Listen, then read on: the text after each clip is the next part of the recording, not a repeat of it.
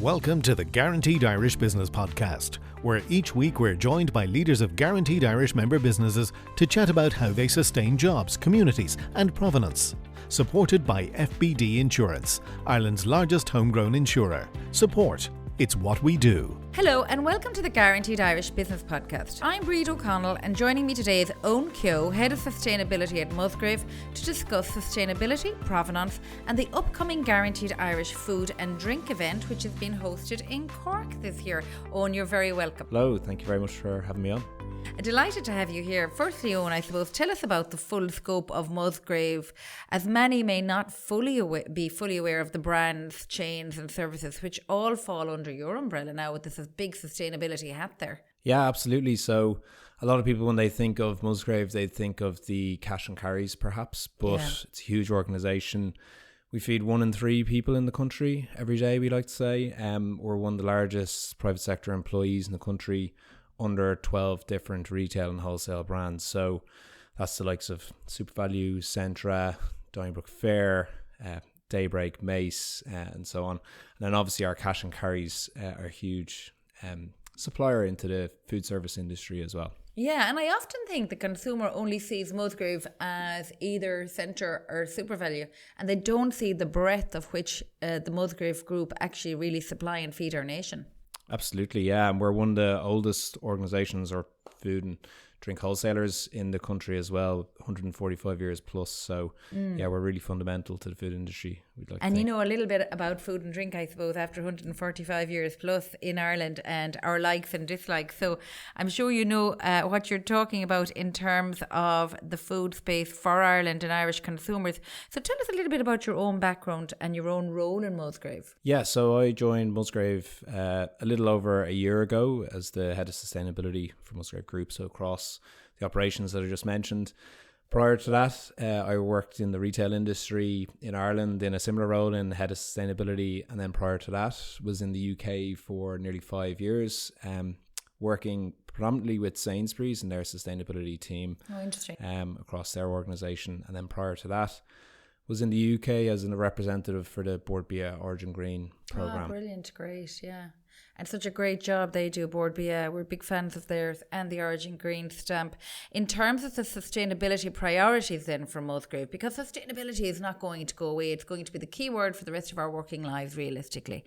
What have Musgrave in the sustainability strategy that puts them over and above all the other agencies and organisations you've worked with in the past? Because I mean, you've got a great background in terms of pedigree of experience. So what are Musgrave doing bigger and better? Yeah, so there's a couple of really important things I think to note on that basis. Firstly, we have an independent retailer model. So the majority of the SuperValu and Centra stores, for example, are run by independent business people up and down the country in communities. So that's really fundamental to our sustainability strategy. So it's all about ensuring that we're making every community a sustainable community, working hard towards net zero 2040, and then working with our suppliers and value chain to create positive impact within the supply chain.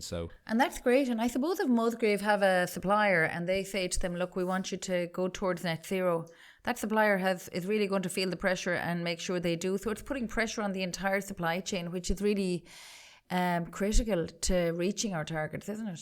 Yeah, absolutely. And we've been on our own journey for net zero and working out how we're going to reach net zero 2040. We started recently with a validated scope 1 and 2 footprint with an external expert partner. And we also developed a scope 3 footprint. So maybe if I can for a moment on scope 1, 2 and 3 for listeners, when it comes to emissions, scope 1 and 2 are your direct business emissions. So for us, it's likes of electricity, natural gas use, fuel for our fleet, for our HGVs and rigids. And then scope 3 are the emissions associated mainly with the products that we purchase and sell on to customers. So both upstream and downstream emissions. For us, and this is typical for any retailer, scope 3 emissions would be above 95% of our total footprint. So when we say net zero 2040, obviously we mean we're going to tackle the emissions associated with our own operations, but also working with value chain partners to decrease the emissions associated with the products that we buy and sell to customers. And that's difficult, isn't it? Yeah, it is. Now, when it comes to our own operations, in the first instance, we've been doing a lot over the last couple of decades. For example, from 2006 to about 2020, we reduced the emissions associated with our fleet by about 30% per kilometre travelled.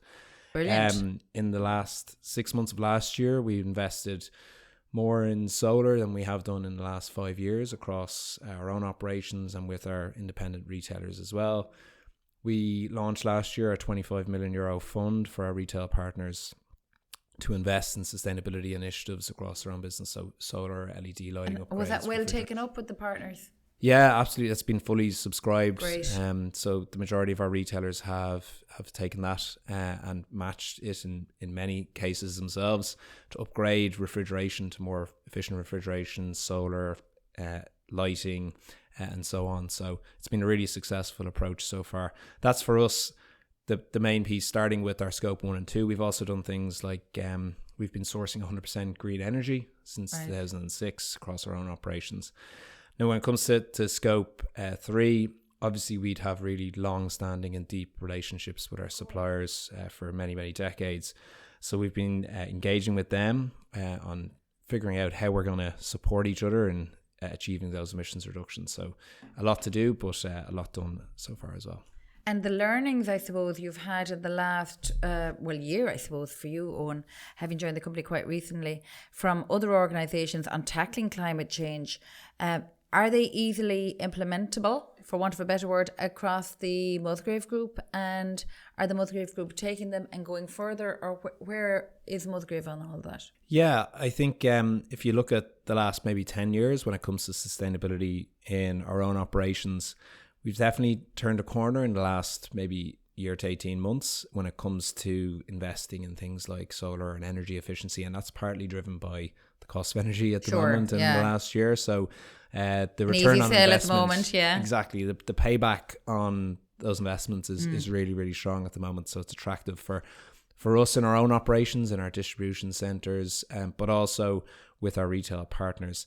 A big piece for us where it's maybe not as strong is fleet fuel. And when I say not as strong, I mean the business case, the return on investment there. But we've been making investments in a lower emissions fuel associated with our HGVs and rigids.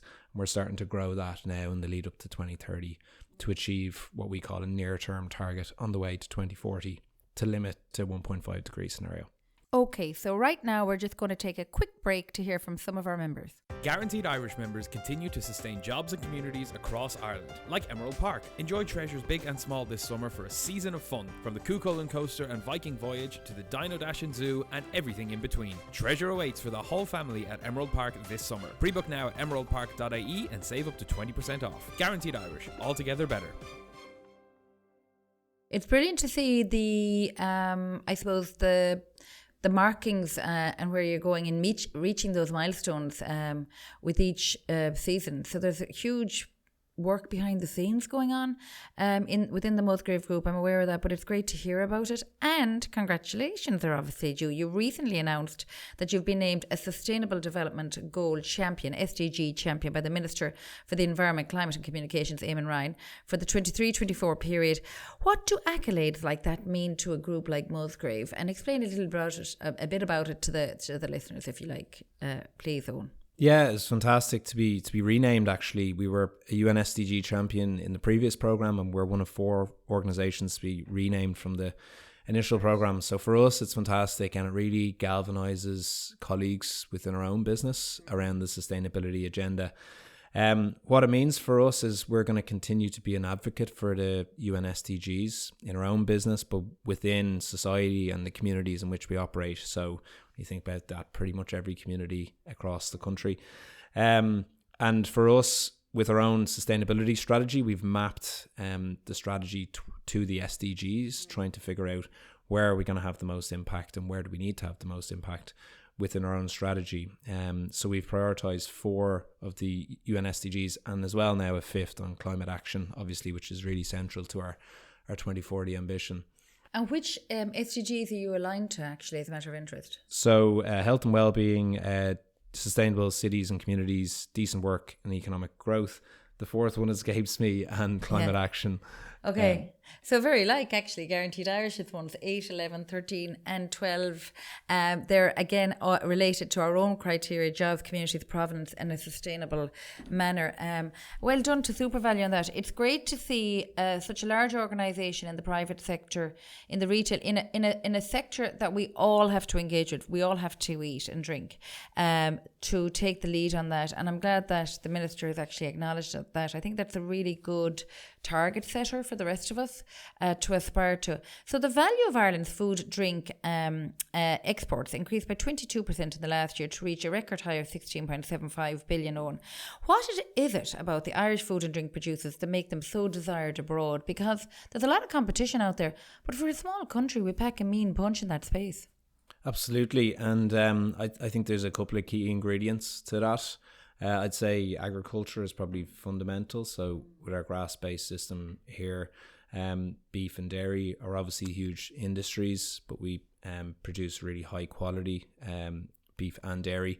And I think obviously the entrepreneurial aspect of businesses from up and down Ireland is really important as well, to be able to pinpoint a gap in the market and then look at export from there. And we have really strong, I suppose now global food companies, including ourselves as well.